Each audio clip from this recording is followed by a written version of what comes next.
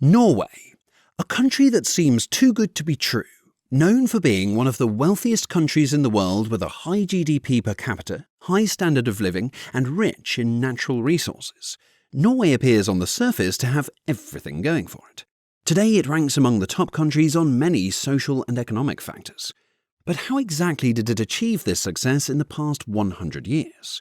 This is the story of how Norway defied the odds to become one of the richest countries in the world. Let's rewind in time to the year 1814. Following the Napoleonic Wars, Denmark was forced to cede its 434-year control of Norway to Sweden. However, Norway had already created its own constitution and wanted independence. Following a short war with Sweden, Norway would be allowed to keep its constitution while still being part of a union with Sweden. In the early 1800s, Norway had a population of 900,000 people, with 90% living on farms in rural areas. Renowned English economist Thomas Malthus had toured Norway in 1799 and wrote that it had a standard of living that looked high when compared to continental Europe, although historians note he sometimes overstated and may have missed internal variations. Despite its cold, rugged, mountainous terrain, Norway benefited from its abundance of fish, timber, and fresh water. Being close to Great Britain and having the longest coastline in Europe also gave it a step up. In the early 1800s, Norway's open economy exported predominantly wooden goods, fish, glass, and iron products. I've brought back some timber and dried fish. Great, here's some British machinery and textiles, and the grain ship from Denmark should be arriving soon as well. Perfect, nice doing business with you. The United Kingdom acted as a key trading partner and a vital import source of machinery and technical skills into Norway. Norway's economy was closely tied to the UK, benefiting from strong British demand, but also vulnerable during downturns in the UK. Since only 3% of Norway's land was arable for agriculture, it was heavily reliant on food imports. Out of this necessity, Norway had historically maintained one of the largest merchant fleets relative to its population size. From the 1840s to 1870s, Norway's currency experienced relative stability after restoring a silver standard, and its economy experienced high growth, largely driven by an increase in merchant shipbuilding, foreign trade, and improved agriculture productivity. Over time, Norway's merchant fleet would turn into a strength, making transportation cheaper for sending Norway's exports abroad and employing many people who weren't in agriculture. During the 19th century, Norway's population grew at a rapid rate, and the country eventually had a hard time keeping up. With the development of the steamship in the 1860s, Norway lacked the technical knowledge and was slow to transition from sail to steamships. In the 1870s, with an international economic slowdown from the Long Depression, Norway faced economic stagnation and issues with overpopulation. The development of steamships had also made the journey to North America safer. Roughly 800,000 Norwegians left the country from the 1830s until the early 1900s, heading mainly to the American Midwest in search of better opportunities. Norway had the second highest emigration rate in Europe at the time, only behind Ireland. Many Norwegians experienced hardships, and it makes us realize how fortunate we are to have access now to so many modern services to support our well-being, including therapy. Before we continue, it's time for a quick word from today's paid partner, BetterHelp. While oftentimes it may be easier to focus more on our financial or physical health, mental health is also extremely important. Without it, it can be hard to sleep, be productive, and feel our best. That's why one of my New Year's resolutions is to better support my well-being. I have found when I allocate time for this, I'm more present and able to do better work. In the rush of day-to-day work, having someone to talk to can really make a difference in our mental health. BetterHelp is an online platform that helps match you to the right therapist based on your own needs. You can message, video chat, or communicate in whichever way works best for you. Go to their site, betterhelp.com, to get started, and once you're there, simply answer a few questions to get matched. BetterHelp will match you with a therapist based on your preferences, their own clinical experience, and over a decade of matching expertise. Click the link in the description or go to betterhelp.com/casual economics and enjoy a special 10% discount off your first month of therapy. And with that, back to the video. Alongside having the longest coastline, Norway's unique geography of mountains rising from the sea with plateaus provided fields as well as lakes, waterfalls and rivers, giving the country an almost perfect opportunity for creating low-cost hydroelectricity. Moving into the 1890s, hydroelectricity played a vital role in powering Norway. Hydroelectricity allowed Norway to develop out chemical, fertilizer, and aluminium industries that needed high energy inputs. With the growth in hydroelectricity, Norway saw rapid industrialization in the early 1900s with abundant cheap electricity. Norway officially gained full independence as a country in 1905 after a peaceful dissolution from Sweden. The new country experienced economic expansion using its hydroelectricity base to industrialize. As the country continued to industrialize, it led to improved social reforms, including protections for women and children, accident insurance for seamen, health insurance, and the introduction of a 10-hour workday. At the start of World War I in 1914, Norway had the fourth largest merchant navy in the world. Although by declaring neutrality, since the Allied countries controlled much of Norway's foreign trade, it was forced to cut off its exports of fish, iron, and copper to Germany, which were vital commodities to the German war effort. Germany would attack neutral ships delivering goods to Allied countries and also declared war on non-friendly vessels. As a result, about half of Norwegian merchant ships were lost from the war at sea.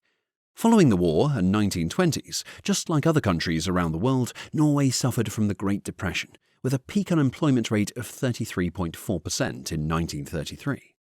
Being an open economy that relied on exports and foreign trade, it was hit hard by the decline in global trade. Going into World War II in 1939, Norway again declared itself neutral. However, the country was invaded by the Germans in April 1940. Its economy dipped as it turned into a war-based economy for Germany. It supplied aluminium for aircraft manufacturing, iron ore, nickel, and even fish for the German war effort. This was devastating for Norway's economy, and people faced severe rationing and food shortages as a result. Many in Norway resisted, with general strikes and sabotage even in the face of imprisonment or executions. Norway would not regain its sovereignty until the end of World War II in 1945, 5 years after the initial invasion. After the war ended, Norway faced economic challenges, with damaged infrastructure and shipping losses. The US's Marshall Aid Program gave Norway $400 million to help rebuild the country. Norway also began to pursue a social democratic mixed economic system, which evolved to the Nordic model. It focused on full employment, income equality, and social security.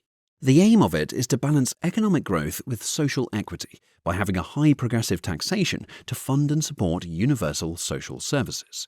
To achieve this, there was a growing public sector and state planning in expanding hydropower and energy-intensive industries, including aluminium and chemicals. Even though Norway's economic growth lagged other Western countries in this period, it still saw respectable economic growth and rising living standards in the 1950s and 60s. And then, in the late 1960s, Norway was about to make a discovery that would change everything. But what could it be? Well, if you said oil and gas, you're right. In the summer of 1969, Phillips Petroleum discovered Norway's first oil field, Ekofisk, in the North Sea. It was one of the largest fields discovered at the time. Over the next few years, more oil reserves were discovered, and Norway played a significant role in Europe's oil and gas industry. This discovery supercharged Norway's wealth and led the country to experience higher growth rates than most other Western countries. In 1972, Norway established Statoil as a state oil company to ensure the country's oil wealth stayed inside Norway and didn't flow out of the country.